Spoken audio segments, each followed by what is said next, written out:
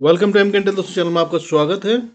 उम्मीद करता हूँ अब तक आपने टेलीग्राम चैनल ज्वाइन कर लिया होगा और आज अगर आपने ज्वाइन कर रखा था तो ज़रूर बच गए होंगे, वरना आज वो दिन था जिसमें रिटेल को बहुत अच्छे से ट्रैप किया गया और खूब बढ़िया से उनको धोया गया है। आज रिटेल ने बहुत पैसा खोया होगा और कल और खोएंगे। कल का बहुत बड़ा दिन होने वाला है। आज की एक्सपायरी भी इस तरह से सेट करी गई है कि मैं बता रहा हूँ आपको कि धमाल होने वाला है कल। बिल्कुल एक्सपेक्टेशन से उलट चलेगी मार्केट। जब आप सोचेंगे गिर रही है तब वो ये उठेगी, और जब आप सोचेंगे कि उठ रही है तभी ये गिरना शुरू करेगी। इस तरह से कुछ गेम होगा। इस तरह का है नॉर्मल साइकी जो है, कल उससे खेला जाएगा रिटेल की। आइए देखते हैं, वीडियो में शुरू करते हैं क्या है क्या नहीं। Before we start I request to go to the disclaimer. जरूरत हो तो वीडियो को पॉज करें और पढ़ें पूरा। आज देखिए, जो बढ़ने वाले शेयर थे जिन्होंने निफ्टी को संभाला वो थे Titan, Adani enterprises, Mahindra and Mahindra, Maruti Suzuki and ITC. ठीक है, 104 पॉइंट का गेन दिया टाइटन ने बढ़त के साथ निफ्टी की वैल्यूएशन में। और अदानी एंटरप्राइजेस जो गिर रहा था 2 दिन से, खैर इनफैक्ट इन्हीं से गेम हो रहा है। ठीक है, बॉटम लाइन में यही बात है। और जो फिन सर्विसेज को संभालने के लिए बजाज फाइनेंस और बजाज फिनसर्व जो उठाए गए थे वो आज गिरते हुए नजर आए। उसके अलावा भारतीय एयरटेल, इन्फोसिस और एक्सिस बैंक भी गिर रहे थे। इसके अलावा अगर बैंक्स की बात करें तो बैंक्स में bank of Baroda, Indus bank, Punjab national bank और फेडरल बैंक, सिर्फ ये 4 बैंक थे जो ग्रीन में बंद होना मैनेज कर पाए। इसके अलावा बाकी सारे बैंक जो थे इस समय रेड में थे। बैंक निफ्टी के सारे कंपोनेंट आज रेड बंद हुए हैं एक्सेप्ट फॉर दीज 4। और इसमें भी अगर हम बात करें तो सिर्फ एक्सिस बैंक, जो फेडरल बैंक जो है वो थोड़ा सा मैनेज कर गया किसी तरह से ग्रीन में रहना। अदरवाइज ये बहुत ही ना के बराबर की बढ़त के साथ बंद हुआ है। इससे भी आप गिरा हुआ मान सकते हैं आज के लिए। अब इसके अलावा एफ की बात करें और डी की बात करें तो देखिए, एफ ने आज फिर माल बेचा 872 करोड़ से थोड़ा सा ज़्यादा। और उसके अगेंस्ट में डीआईएस ने बाइंग करी, हालांकि फिर से बाइंग करी लेकिन कंपैरेटिवली बहुत कम करी, 372 करोड़। और ये निशानी होती है रिटेल को माल चिपकाए जाने की। मैंने आपको कई बार बताया है और ये माल चिपकाया गया। इसका मतलब ये है कि कल मार्केट में एक अच्छा गिरावट भी आ सकती है, या फिर एक बड़े गैप डाउन से ओपनिंग करके उसके बाद वापस ऊपर उठा के ले जाया जा सकता है, क्योंकि डीआईएस ने इतना माल खरीद रखा है कि बड़ी गिरावट तो नहीं आने देंगे। बट अभी हम काफ़ी बढ़ चुके हैं और नीचे की तरफ जाते हुए नजर आ रहे हैं। और करेक्शन बिल्कुल ओवरड्यू है, तो बनती है और आएगी ही आएगी। ठीक है, वो मैं कई दिन से आपको बता रहा हूँ, सावधान रहिएगा। न्यू हाई तो हम अभी फिलहाल नहीं बना रहे। अब इसके अलावा अगर बात करें एफ की मंथली फिगर की, तो अभी तक वो 10,707 करोड़ से ज़्यादा का माल बेच चुके हैं, जिसके अगेंस्ट में डीआईएस काफ़ी अच्छी बाइंग कर चुके हैं, comparatively more than double, that is 21,377 crore से ज़्यादा की बाइंग इस महीने दिसंबर में कर चुके हैं। अब अगर एनुअल की बात करें, सालाना, तो देखिए एफ जो है 2,74,905 करोड़ से ज़्यादा का माल बेच चुके हैं, जिसे आने में करीब 10 साल से ज़्यादा लगे थे इंडिया में। और अब उसके अगेंस्ट में डीआईएस ने बाइंग भी करी है, अच्छा खासा पैसा आ रहा है उनके पास भी, और उन्होंने 2,73,916 ऑलमोस्ट बराबर टू दैट सेल ऑफ इन्होंने भी बाइंग कर लिया। और इस तरह से मार्केट हमारी बची हुई है। और इतना पैसा लगाने के बाद ये मार्केट को गिरने देंगे या और ज़रूरत होगी तो 5-10 हज़ार करोड़ लगाएंगे, देखने की बात है। और ऑब्वियसली लगाएंगे, बहुत ज़्यादा गिरावट नहीं आएगी, बट करेक्शन तो बिल्कुल बता रहा हूँ फिर से ओवरड्यू है और आएगी ही आएगी। ट्रेंड अभी भी सेल ऑन राइज का है, इस समय पे करेक्शन है। बट लॉन्ग टर्म ट्रेंड की बात करूं तो हम बुलिश हैं और हम ऊपर जा रहे हैं, इसमें कोई शक नहीं है। आने वाला एक साल बहुत अच्छा होने वाला है।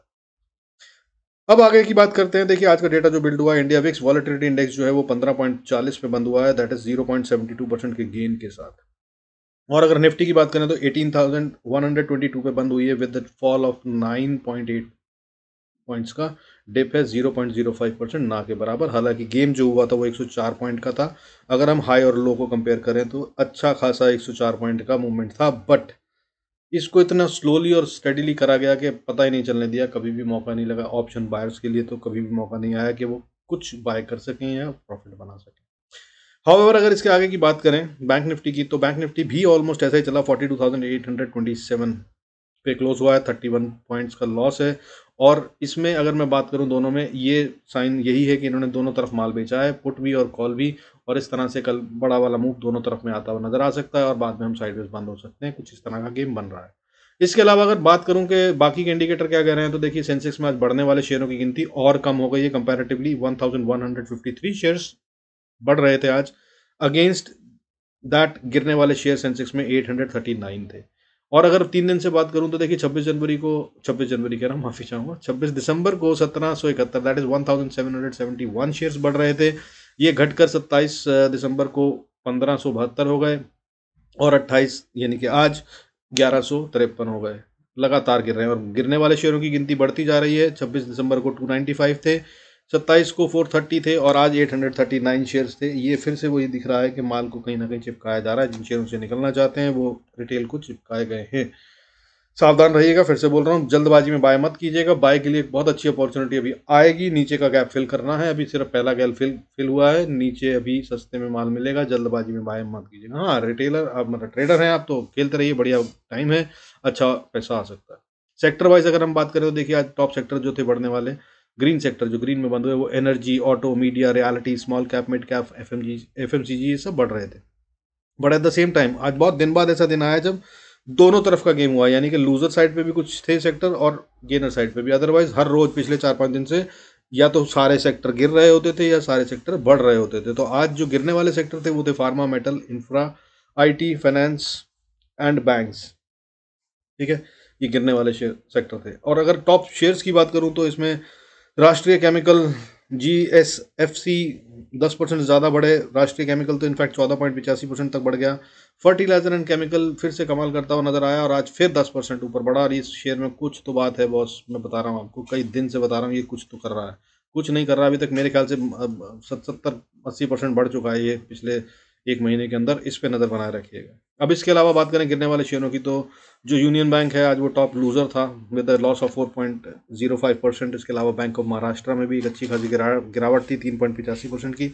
और एजिस लॉजिस्टिक्स जो है 3.74% गिर कर बंद हुआ, ये टॉप लूजर थे। अगर इसके अलावा ग्लोबल पे बात करें, देखिए गोल्ड जो है इस समय पे इनफैक्ट सब कुछ डाउन चल रहा है, gold, silver, crude and dollar भी। लेकिन ऐसे लेवल पे हैं जो खतरनाक है। गोल्ड की बात करूंगा तो 54,755 पे ट्रेड कर रहा है विद द फॉल ऑफ 0.44%, जो कि बहुत ज़्यादा खतरनाक नहीं है। बट लेवल्स जो है सिल्वर के खतरनाक हो रहे थे 70,000 के ऊपर, वहां से ये भी कूल ऑफ हो गया है, 0.71% गिरकर 69,306 पे ट्रेड कर रहा है। क्रूड की बात करूं तो ये हमारे लिए कभी खतरा नहीं था और अभी भी बहुत दूर है उस लेवल से जहां से ये खतरा हो सकता है इकोनॉमी के लिए, वो बहुत दूर है अभी, 8,400 से पीछे। बाकी पुराने वीडियोस में मैंने कई बार बता रखा है, उसको चेक कर सकते हैं। तो क्रूड आज फिर से 1.40 का डिप, 1.40% का डिप दिखाकर 6,590 पे ट्रेड कर रहा है। और अगर हम बात करें इसके अलावा यूएस डॉलर की, तो वो खतरनाक से लेवल पे है, 82.9825 पे ट्रेड कर रहा है और 83 के ऊपर ये काफ़ी खतरनाक हो सकता है। इस पे नज़र बनाए रखिएगा, अगर ये 83 के ऊपर जाता है तो मार्केट को एक बड़ा डेंट दे सकता है और 500 से 1000 पॉइंट तक का फॉल निफ्टी में आराम से आ सकता है। इसके अलावा बात करें SGX निफ्टी की, सिंगापुर निफ्टी की, तो बहुत ज़्यादा गेम नहीं है वहाँ पे, फ्लैट चल रहा है वो विद 0.01% का गेन है, ना के बराबर होता है, 18,138 पे ट्रेड कर रहा है। इसके बारे में आजकल मूवमेंट बहुत ज़्यादा इंडिकेटिव नहीं होती, कारण वही है जो मैं आपको बता रहा हूँ कि FII छुट्टी पे होते हैं, 25 क्रिसमस के टाइम से लेकर न्यू ईयर तक वो पूरा छुट्टी पे रहते हैं, 2 जनवरी तक लौट के आते हैं, तब तक बहुत ज़्यादा गेम नहीं होता। So that's why not much we can make out of that. अब अगर इंपॉर्टेंट लेवल्स की बात करें तो निफ्टी का मैंने क्रिटिकल लेवल आपको बता रखा है 18,120 और उसी पे बंद हुआ है। ध्यान रखिएगा, इसके ऊपर ही बाय करिएगा, इसके नीचे बाय करने की कोशिश मत कीजिएगा, मैं कई दिन से बता रहा हूँ। पुराने वीडियोस देख सकते हैं, खासतौर पर अगर ज़रूरत हो तो फ्राइडे का लास्ट वीडियो देख लीजिएगा जिसमें पूरे वीकली कमेंट्री दी है, वो आपको अच्छे से गाइडेंस दे देगी। और अगर बैंक निफ्टी की बात करें तो मैं आपको कई दिन से बता रहा हूँ 42,800 इज एन इंपॉर्टेंट लेवल, उससे सिर्फ 27 पॉइंट ऊपर बंद हुआ है। अगर ये इसके नीचे जाता है तो ये वीक हो सकता है। बाकी कहाँ पे एंट्री और कहाँ पे एग्जिट करनी है उसकी बात चार्ट्स पे चल के कर लेते हैं। और उसके अलावा अगर आप चाहते हैं लाइव में आपको गाइडेंस मिलती रहे तो टेलीग्राम पे MK Intel peaceful learning channel join कर सकते हैं, इसका मैं लिंक डिस्क्रिप्शन में दे दूंगा, वहाँ से आप आराम से ज्वाइन इन कर सकते हैं अगर आपको चाहिए लाइव सपोर्ट। अब और दैट इज़ फ्री एब्सोल्युटली, ठीक है। आइए चलते हैं बैंक निफ्टी और निफ्टी की बात कर लेते हैं, कहाँ एंट्री और कहाँ एग्जिट। देखिए स्टोरी में आपको सब कुछ समझा चुका हूँ, कई दिन से समझा रहा हूँ, किसी भी पुराने दिन का वीडियो देखेंगे तो आपको और अच्छे से समझ में आ जाएगा। कल एक्सपायरी है, बड़ा वाला मूव आएगा, इसमें कोई शक नहीं, और दोनों तरफ का आएगा ऐसा भी दिख रहा है। हो सकता है अगर एक ही तरफ आए तो बहुत गहरा आए, मैं ये भी बता दूं आपको, अगर इसको मार्केट को गिरना है तो कल सीधा नीचे एक तरफ जा सकती है बिना रुके। तो कल बहुत सावधानी से खेलिएगा, लेवल्स को नोट करके रखिएगा और लेवल टू लेवल ही खेलिएगा, अदरवाइज बिल्कुल फंस जाएंगे, ट्रैप होगा। आज बहुत अच्छे से ये ट्रैप करके गए हैं और रिटेल को कल भी धोएंगे, ये साफ दिख रहा है।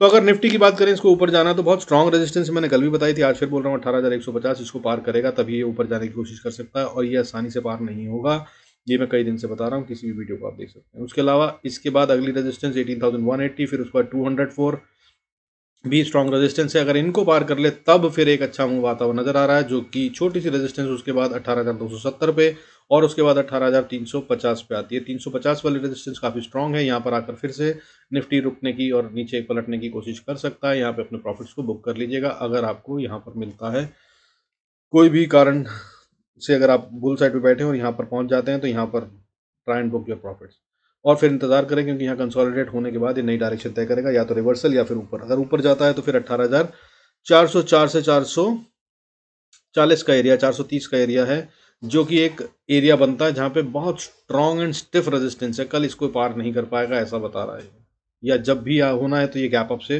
होना चाहिए पार, या फिर बहुत बड़ी सुपर कैंडल से पार होगा। और नीचे अगर 146 से चल के आए और 400 तक पहुंच भी गए तो ये सुपर कैंडल तो यहाँ नहीं बना पाएगा, इतना पैसा नहीं लगाएंगे कोई भी जो चाहता भी हो अगर ऊपर ले जाना तो भी कल तो अब नीचे की बात कर लेते हैं। निफ्टी अगर नीचे आता है तो देखिए बहुत स्ट्रांग सपोर्ट जो है वो मैंने आपको बताई थी 18,100 200 वो एरिया ये छोड़ता हुआ नज़र आ रहा है।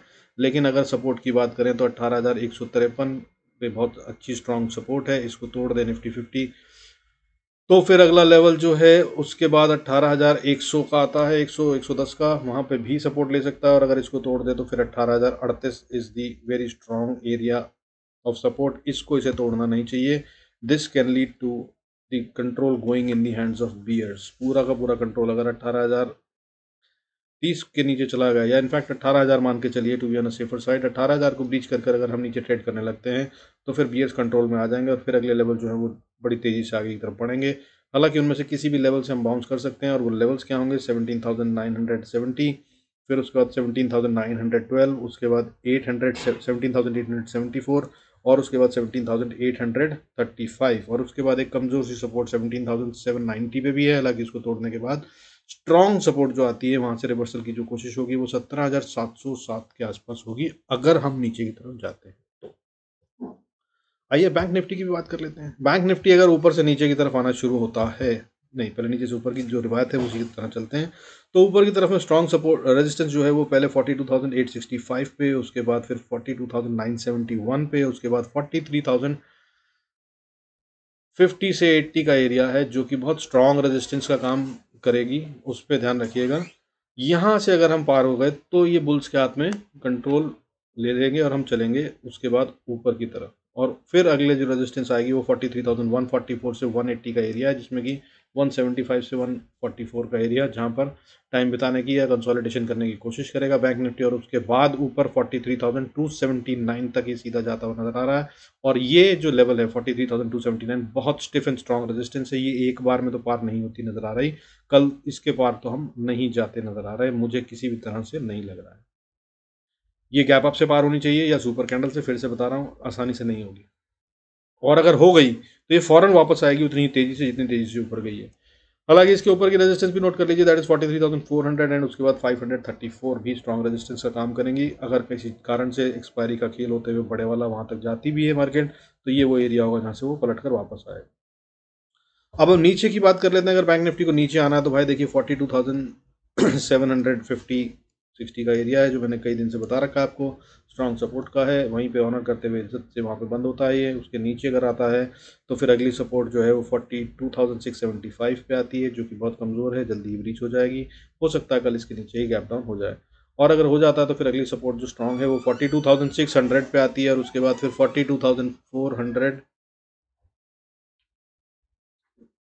42,460 और 60 से इनफैक्ट 400 का एरिया जो है ये एरिया है जहाँ पे कंसोलिडेशन होता हुआ नजर आएगा। और अगर इसको तोड़ दे तो फिर नीचे 42,300 और उसके बाद 42,230 छोटी छोटी सपोर्ट है, इनको ब्रीच कर फिर बैंक निफ्टी 42,040 तक ट्रेवल कर सकता है। और इसके नीचे भी जो मैं लेवल्स बता रहा हूँ वो सारे इंपॉर्टेंट लेवल्स हैं, इनमें से किसी से भी बाउंस कर सकता है अगर ये किसी भी कारण से यहाँ तक आता है, अगर कोई बड़ा गेम कल होता है तो वो लेवल्स कौन से होंगे 41,918, 41,832, 41,744 एंड 41,648, ये सारे वो लेवल्स हैं जहाँ से कहीं से भी वापस बाउंस कर सकता है। और उसके बाद 41,515 and 427 will be the last hope, जहाँ से इसको वापस बाउंस कर ऊपर आ जाना चाहिए अगर बैंक निफ्टी को ये दिखाना है कि ये बुल्स के हाथ में और इसके हाथ में अभी भी कंट्रोल है मार्केट को ड्राइव करने का। अदरवाइज हम पूरी तरह से बियर मार्केट में आ जाएंगे और फिर हम 15 जनवरी 20 जनवरी तक ऊपर उठते हुए नजर नहीं आएंगे।